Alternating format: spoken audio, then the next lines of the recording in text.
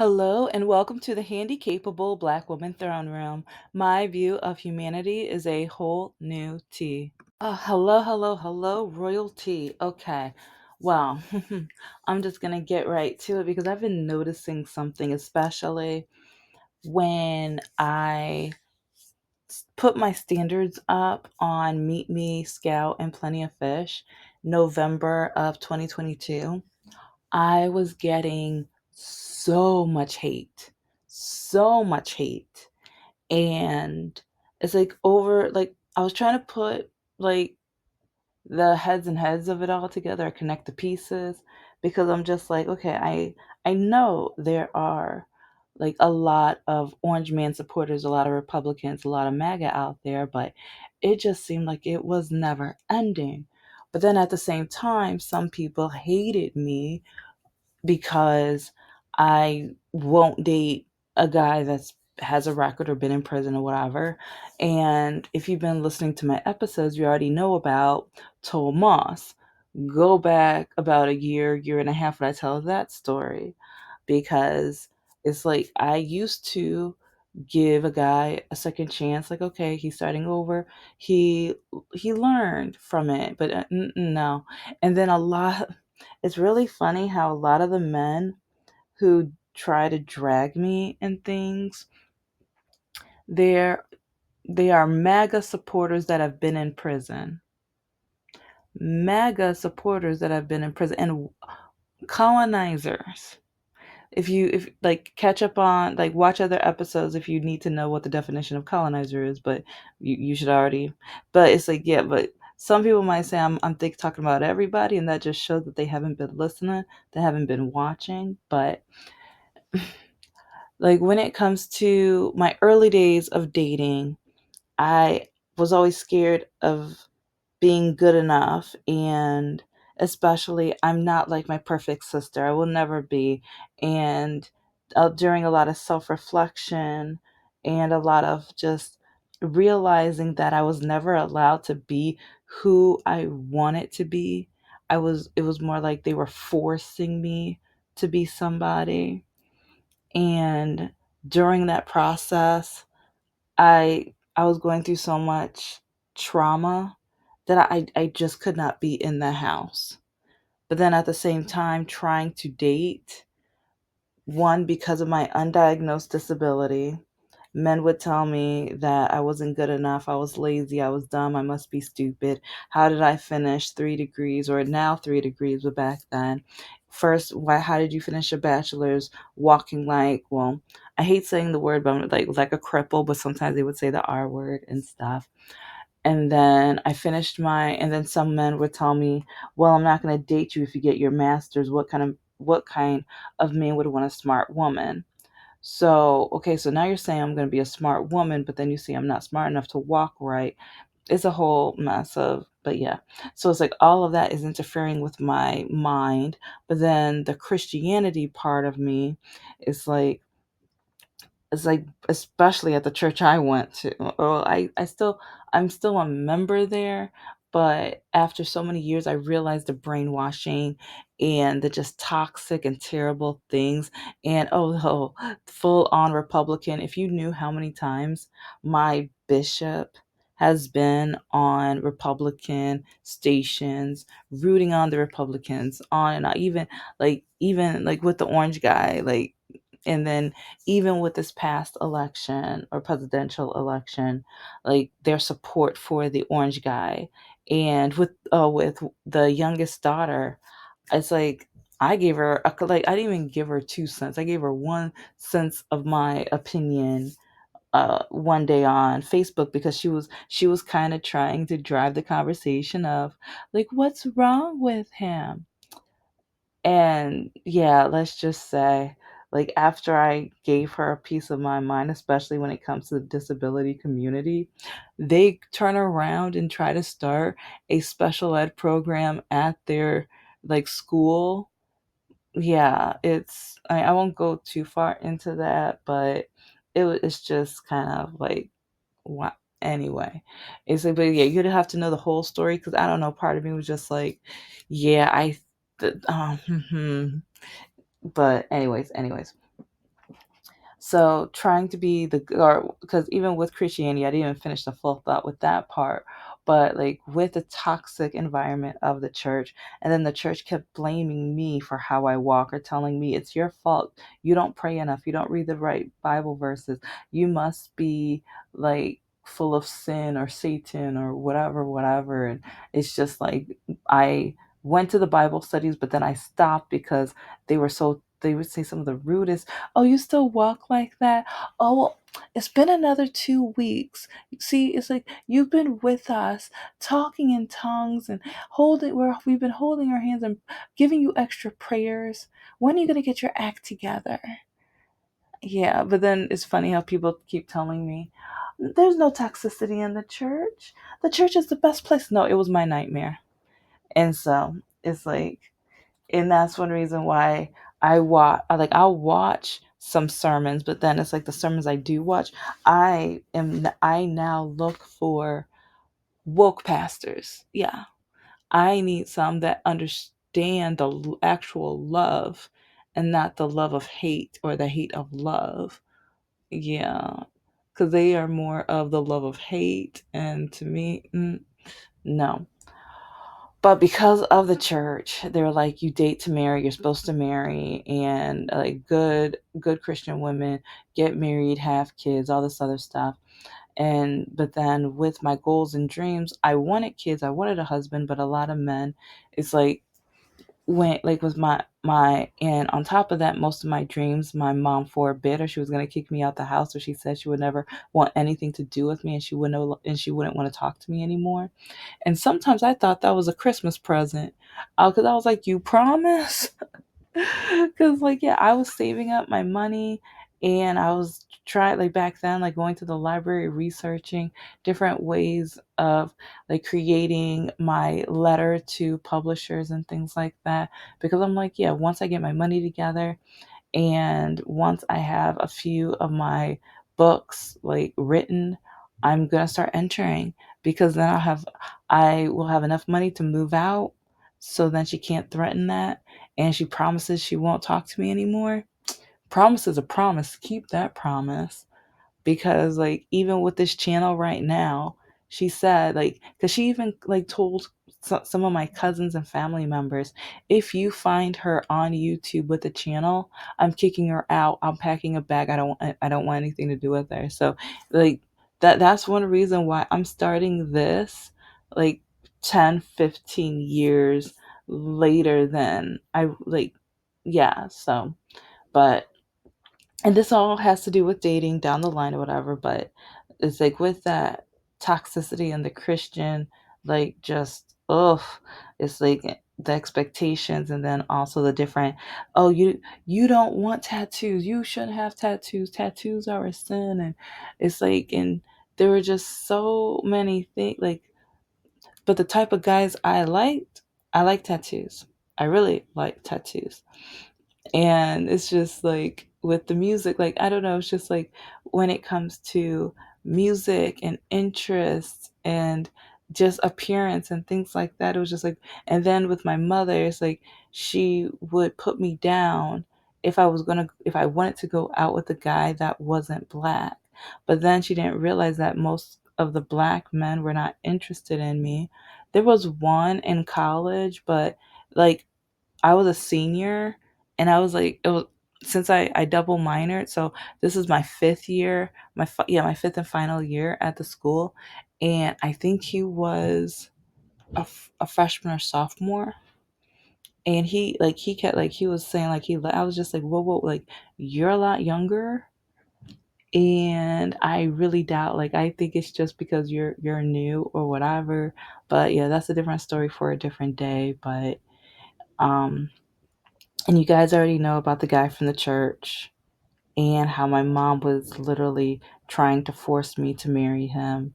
But I realized he wasn't my type. He was my mother's type. He was the church's type. It's like I was dating him because that's what I was expected. That's who I was told I'm supposed to like, but I didn't at the end. Like, I mean, he's a nice guy. Like I don't know how he is now, whatever. I can ask my perfect sister. She probably She probably does still contact him. I have no idea. It's like I had to block him and my sister. Yeah, it's interesting. But so after college, it's like, I mean, I'm still being told by especially black men, you better not get your master's. Who wants a smart woman? Oh, you're gonna write books. That means you're a nerd. Oh, you're a square. You're born. That means you're boring and stuff. And that's why till this day, like I tell guys, like, oh, you're probably gonna think I'm nerdy or boring, or I'm probably gonna irritate you. And oh my gosh, I've irritated a lot of men because okay, now we're gonna get to the good part because politics. Once I posted my list of standards and once I listed everything that men hate about me, because I mean, yeah, I've never been to jail or prison, so that's when and some men put me down. Like, do you know how many men put me down? Like, oh, you're such a square. You're too scared. Oh, you're scared to get arrested. You're scared to go in a police car. And it's just like, why? Like, why would I want to? I was like, like, okay, like what? And do you know how many men who have been in prison write me and tell me that men in prison or incarcerated men are the best men? They tell me they are real men. And but now that we have the guy in the White House, the president who just knocked down a wall so he can make his ballroom, while we have veterans and different people who are in need and homeless and everything like that. But yeah, we can't put the money towards them, but that's a different story. But anyway, it's when it comes to the incarcerated, like I was just getting like one message after another message after another message of these guys just telling me how I was or I am a waste of their time. They don't want anything to do with me. Because like if I'm gonna be a square or boring, or if I'm gonna because a lot of the incarcerated men also hate it. This is going to be a two or three parter. But my education, because most like Mr. Lockakey and Mr. Nohart, Mr. Lockakey high school dropout, and Mr. Lockakey lied to me. I didn't find out until the taco party. If you don't know about that, go back a year and a half. Like, oh, actually, like 2 years. That was one of my first episodes and stuff. It should have Lockakey in the title, I think, but if not, you'll find it, whatever. And if you don't, I'll probably mention it in the next 2 or 3 months. I don't know. We'll see how it goes. But yeah, it's like he saw my education and he saw my goals and dreams. And this is what a lot of men that I've met try to do. And this is why I say be so careful. And look at everything. Like act like you are Scooby Doo on dating apps. Because men are like once you match with a guy, they're gonna try to start lying to you. But since you and some men, right after you match, they delete their profile. Yeah. Mark, remember when you did that? Ryan, remember when you did that? Jamal, remember when you did that? Dennis, remember when you did that? Yeah, that's just a few examples, but literally right after, but they didn't realize that it's like, especially if I'm suspicious of some of them, I'll take a screenshot when I match with them just in case. Just in case, so if I catch them in a lie, and I have, because sometimes they're like, oh no, I said I do. Oh no, no, you said this, I'm sure. Oh no, you got it mistaken. And yeah, I've actually like over dinner had to show the guy the screenshot of what he had, and that's when he got so mad. Oh, so you're gonna do me like that? And it's like, so yeah, some men, yeah, I see why they don't want smart women. And I'm not gonna say I have caught every single thing, but at the same time, I men have done me wrong so much in life. I and then they get mad when I'm cautious or when I have to just ask so many questions. It's because almost each and every single one of them lie and lie and lie, and it's ridiculous. Absolutely ridiculous. But so all of that with dating and everything like that, and one day, just know, I'm going to go over all of the standards on my list.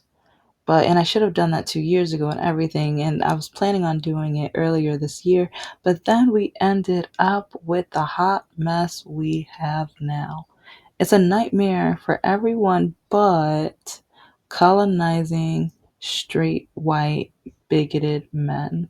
They love this right now. And their wives, a lot of them love it too. It's like they don't care that it's going to hurt women, because since they're married and everything, they don't care. And they don't care about anybody else but them. And it kind of reminds me of the floods that happened in Texas.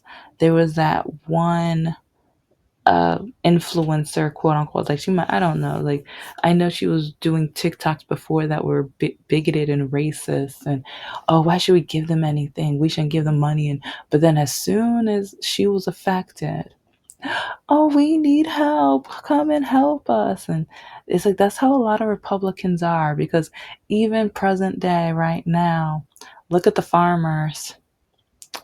African Americans have been, like, African American farmers have been facing racism. Well, African Americans, yes, but then this time I'm specifically talking about the farmers. They have been facing racism for like a century. And this is the second time where they needed payback for the racism because of the money they were refused over the years and decades. But then a group of colonizing farmers was like, oh no, that's racism. You shouldn't give them money based off of race. And it's like, well, they were refused money because of their race. But now, with everything that the Orange Man is doing, they want socialism, they want money, they want bailouts, they need the same help that the African American farmers needed because of the situation the government put them in.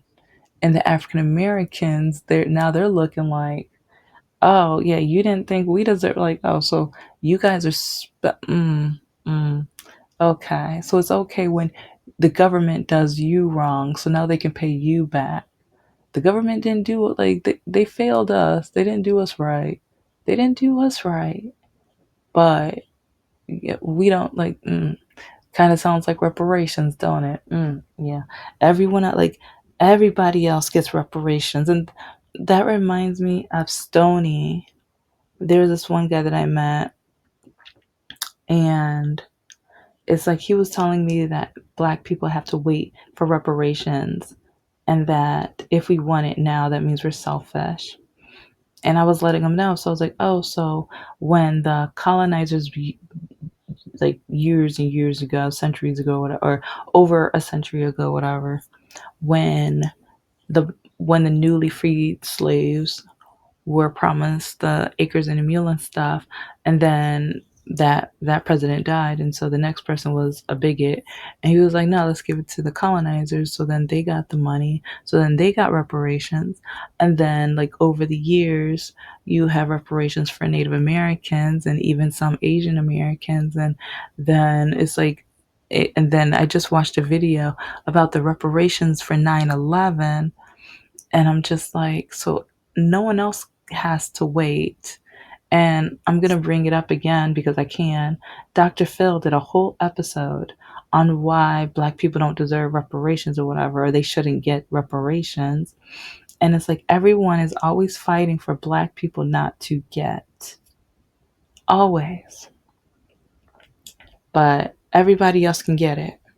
They cheer on everybody else, they support everybody else, but when it's black people, and then when it comes to education, you have the, like, it used to be where black people were not allowed to go to colleges and universities, so they built their own. So now we have the historically black colleges and universities, but now we have colonizers literally saying it's racist to have historically black colleges and universities. And they're like, why can't we have white colleges and universities? And I'm like, to the majority of them, that's what they were. That's why we have the historically black colleges and universities. but our schools refuse to teach these things, and that's one reason we have so many poorly educated, small-minded, ignorant bigots out here. Because and some of them they don't want to learn, and some of them they know but they don't care because they hate us so much. And all of that leads to back to my standards, because normally the men who are more educated are more, well, woke and high. Because okay, the main things on my standard list is you must not be anywhere on the right politically, and then also must not have a record in things, because I've too many times Mr. Lockakey, back to him, watched the breadstick episode. He literally, like, he did a crime and then tried to get me arrested for his crime. And yeah, over and at, like, during a date, like, I thought it was a date night, and I thought it was great because I really needed that after the class I just finished, and there was a lot of stress going on in my life or whatever. And I was working like promotions, and like just my life was just so and yeah, I didn't even mention that in the episode, but yeah, a lot of stuff was going on. So like when he said he wanted the date night, at first I was like, because I was suspicious of, and this is, I want to say a year, one or one and a half or whatever. So it's like I still, because I still didn't want to date him, and I was still kind of figuring out how to get away from him. But at the same time, it wasn't a safe place, but it was a safe place from my, where I lived or with my mom. And that's the, see, and I'm gonna have to have a whole series on that, because, like, even though I didn't want to be with this guy, and then he literally told me he was gonna eliminate himself from the earth, which is, the Christian part. Like, for the Christian part of me was just like, no, I can't be the reason someone dies, because he put the weapon towards his wrist in the middle of the street. I will still never forget that day, because it was horrifying. And like, part of me was just like, why would any grown man threaten a woman like that? But yeah, this jerk tried to get me arrested because he was like, "You're black, you're gonna get arrested, and then you can't leave me because you're gonna be like me." And I don't know. To me, that was just scary and awful to hear. And but then while trying to date other guys who, oh yeah, you've been in prison too. Like, some men, they hide it until it's like you go on a date or after the date or whatever. And then it's like you kind of see a pattern of, and I'm not saying this is all men who've been incarcerated, but it's all of the ones that I've met, all of the ones that I've been on a date with. It's like they try their best to try to ruin my life so that I have to stay with them. It's like because they see my education and they see my goals, and they know, like, I might would have more options once I succeed, and they don't want me to succeed. And so anyways, like, so yeah, that's why, yeah. And then education. I, like, over the years, especially Mr. Lockakey drops out of high school, and then Mr. Nohart, he dropped out of college, and then his family members kept telling me that the only reason I got into college is because I'm black and everything. And then a lot of men who've only finished high school, they try to put me down for getting the education, or they tell me that it's like, so you are so-called smart enough to get these degrees, but you're not dumb enough to have babies. Oh no. Oh, okay. Maybe I said it the wrong way. Like, no, no, they said I was dumb enough to get degrees, but and not smart enough to have babies. If I said that, I'm not sure. After I said it, I was like, hold up, wait a minute, what I say?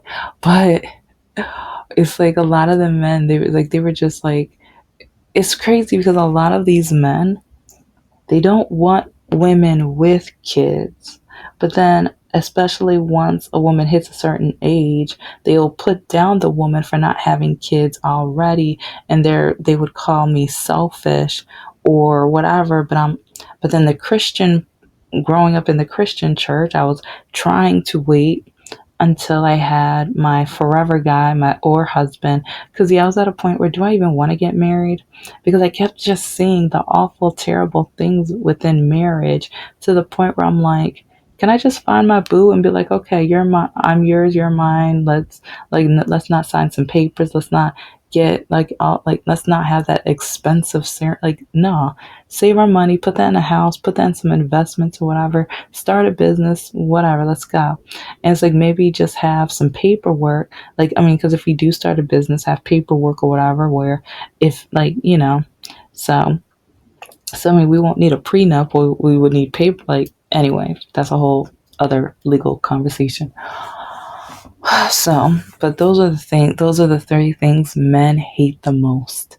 And then even adoption and foster, because I want to adopt and foster. I want my own kids too, but at the same time, especially at my age and now, like, it's especially there's so many things it'll probably be another episode, but when the church tells me like no man's ever gonna want you walking like that, when your mom tells you no one's ever gonna want you, love you, or marry you if you walk like that, and then they also tell you, like, if you have kids and they walk like you're a selfish person. Or why would you want kids that end up like you? And it's like I heard this from my own mother. And so she was like, you better start walking right, because if you end up with a child like that walks like you, it's like you better not be happy, or you better not, like, it's a whole thing. And it's like she talked about it like a few times. So, and it hurt so much that I buried it and buried it to the point where I'm like, okay, I almost forgot what she said verbatim, but I know the message. And so, like, when a lot of men try to judge me for not having kids, and that's the thing, like, a lot of men and they think I'm judging them. But it's like I created my list of standards after, like, I already told the story about that date, but when the guy was like, you're smart, you're beautiful, you're all of these things, whatever, but I just can't date a cripple. And then after everything I've been through, I just remember going back home. This was November of 2022. Got on my laptop. I'm like, okay, why do all men hate me? And I created the list. And so then I created a bullet point out of that list and I posted it on my dating standards. Because I'm like, you know what? Let me find a man that has the qualities that men hate about me. Because that way, maybe I can find somebody that understands me and I understand him, and we're not going to judge each other, because at least, like, these are crucial things, and especially politics are something like very crucial. And oh yeah, vaccinated. Yeah, that's enough. Like, okay, I'll talk about that in the next part or whatever. But is yeah, a lot of men absolutely hate the education, being vaccinated, my political thoughts that I want to adopt, and just, yeah. And I don't know why they hate me for it, because part of me just feels like I'm a woman that's not compatible with you. I am one woman that is not compatible with you. I hope you find your princess or queen. Do you know how many men I've told that to? And you guys already know the first 2 weeks of October and parts of September, I was getting flooded, especially by Middle Eastern and Indian men, like them telling me that they want to, like, they match with me and then they just say they want to sleep with me, or they tell me how many inches, blah, blah, blah, whatever. But okay, I'm going to continue this in part two. Thank you so much for listening to the Handicapable Black Woman Throne Room. I am a woman, I am of color, and I am handicapable. But most importantly, I am human and you're human too.